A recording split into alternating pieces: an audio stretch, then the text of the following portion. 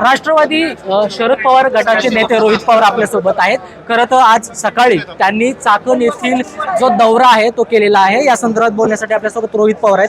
दादा, काय सांगाल? खरं तर तुम्ही त्या ठिकाणी गेला, तुमचा दौरा झालेला आहे, काय बघितलं नेमकं तुम्ही तिथं? एक तर ट्रॅफिक खूप मोठ्या प्रमाणात होतं. 22 किलोमीटरचा प्रवास करायला 1.5 तास आम्हाला सगळ्यांना तिथं लागला. त्याच्याच बरोबर तिथं गेल्यानंतर रोडची क्वालिटी म्हणजे रस्ते अतिशय खराब क्वालिटीचे होते. खड्डे मोठ्या प्रमाणात होते. फक्त आम्ही तिथे येतोय, मीडिया तिथे येतोय आणि मंत्री 2 दिवसांनी तिथे येणार आहेत. म्हणून कालपासून मोठ्या प्रमाणात ट्रॅफिक पोलिसांचा वापर करून ट्रॅफिकचं नियोजन आज बऱ्यापैकी झालं होतं. तरीसुद्धा बराच वेळ आम्हाला सगळ्यांना तिथं लागला आणि आपण येणार म्हणून तिथे जे खड्डे आहेत त्या खड्डे भरण्याचं काम तिथं सुरू आहे. आम्ही PWDशी बोललो, आम्ही MIDCशी बोललो, MSCBचे पण काय विषय होते त्यांच्याशी तिथं बोललो आणि त्यांनी आम्हाला आश्वासित केलं पुढच्या काही दिवसामध्ये एकतर जो प्रमुख रोड आहे जो MIDCकडे जातो चाकण चौकापासून तो आम्ही पुढच्या 10 दिवसामध्ये तुम्हाला चांगल्या पद्धतीचा करून देतो. टेम्पररी नाही पण चांगल्या क्वालिटीचा आम्ही त्या ठिकाणी करून देतो असे त्यांनी शब्द दिलाय.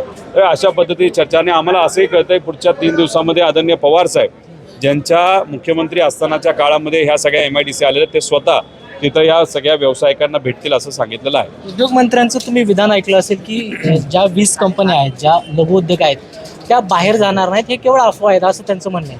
ते म्हणाले त्यात राजकारण सुद्धा काही लोक करतात. हे असं नसतं.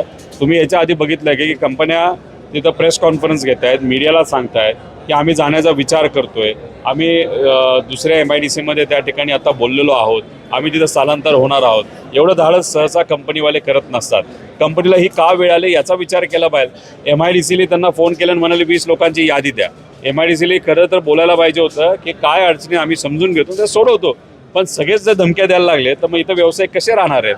बहुतांश व्यावसायिक महाराष्ट्र सोडून गुजरात, कर्नाटकात, तेलंगणा नाही तर तमिळनाडूला जायला इच्छुक आहेत आणि अशी वस्तुस्थिती जर असेल तर आहे तर नोकऱ्या राहणार नसतील, नवीन नोकऱ्या कशा मिळणार? म्हणजे कोट्यावधीचा कर भरून देखील त्यांना सुविधा मिळत नाहीत? अजिबात नाही. म्हणजे इथं उलाढाल बघितली तर 50,000 कोटीचे उलाढाल आहे. पिंपरी चिंचवड, तुम्ही तळेगाव आणि चाकण जर बघितलं 28,000 कोटी रुपयाचा एक्सपोर्ट, मेकॅनिकल एक्सपोर्ट तिथं होतं. मी ITचं तर बोलतच नाही. आणि ह्या 4-5 MIDCमध्ये आपण जर बघितलं तर 25 लाख लोक प्रत्यक्ष काम करतात. आणि मग तिथं जर रस्ते नीट नसतील, चाकण एवढी मोठी MIDC असताना चांगलं हॉस्पिटल तिथं नाही, त्यांना पिंपरी चिंचवडला यावं लागतं नाही तर पुण्याला जावं लागतंय. त्यामुळे ह्या सगळ्या ज्या सुविधा त्यांच्या ज्या मागण्या त्या रास्त मागण्या त्याच्यावर काम करणं महत्त्वाचं आहे. पण काय आहे की आपले जे उद्योग मंत्री आहेत ते राजकीय उद्योगामध्ये इतके व्यस्त आहेत, कोणाला फोडण्यात, पक्ष फोडण्यात, जोडण्यात, ह्याच्यात, तर त्यांना या उद्योग करणाऱ्या लोकांना नाही तर व्यवसाय करणाऱ्या लोकांना खरंच काय पाहिजे हे मात्र त्या ठिकाणी दुर्दैवाने कळत नाही. परंतु तिथले स्थानिक आमदार असतील किंवा खासदार असतील यांनी देखील लक्ष देणं गरजेचं आहे. नाही, खासदार साहेब या बाबतीत पाठपुरावा करतात. त्याच्याचबरोबर पुणे नाशिकची रेल्वे व्हावी यासाठी त्यांचा पाठपुरावा चालू आहे. ते दिल्लीला आहेत आणि त्यांचं आता अधिवेशन कालच संपलं, त्यामुळे याच्या पुढे ते फॉलोअप करतील.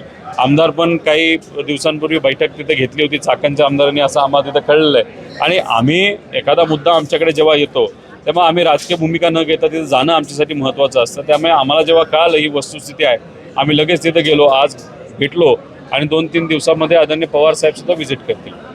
जे लघु उद्योग आहेत ज्यांचे ओनर शिफ्ट होणार आहेत त्यांच्याशी आपली बैठक झालेली, त्या बैठकीत नेमकी काय चर्चा झाली? नाही, त्यांनी त्यांच्या अडचणी सगळ्यांनी सांगितल्या. इतरही सर्व लोक आले होते, MIDCचे लोक आले होते, MIDCच्या आसपास असणाऱ्या इंडस्ट्रियल इस्टेटमध्ये लोक आले होते आणि इंडस्ट्रियल इस्टेटच्या पलीकडे म्हणजे जवळपास असणारे छोटे मोठे व्यावसायिक ते सुद्धा आले होते आणि सगळ्यांनी आपापल्या वेगळ्या अडचणी तिथं सांगितलेल्या आहेत.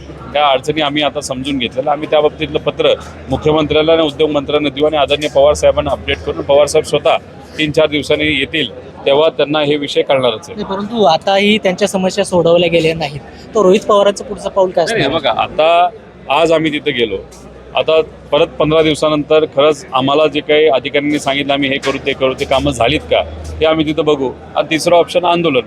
जसं पिंपरी चिंचवडमध्ये महानगरपालिकेला 12 दिवसापूर्वी आम्ही आलो होतो, फॉलोअपला आता इथं आलो आहे, त्यातले 50% कामं झालीत, 50% राहिलेत. त्यांनी सांगितलं पुढच्या 3 दिवसामध्ये आम्ही ते करून देतो. ती नाही झाली तर मग लॉक लावण्यासाठी आम्ही इथे येणारच आहे. तेव्हा आम्ही तिकडं चाकणला जाऊन जर कामं झाली नसतील तर अधिकाऱ्यांना आम्ही जाब विचारू. तर चाकणमध्ये जर व्यावसायिकांना समस्या सोडवल्या नाही तर आम्ही आंदोलन करू असा जो इशारा आहे तो रोहित पवार यांनी दिलेला आहे. कृष्णा पांचाळ, मुंबई तक, पिंपरी चिंचवड, पुणे.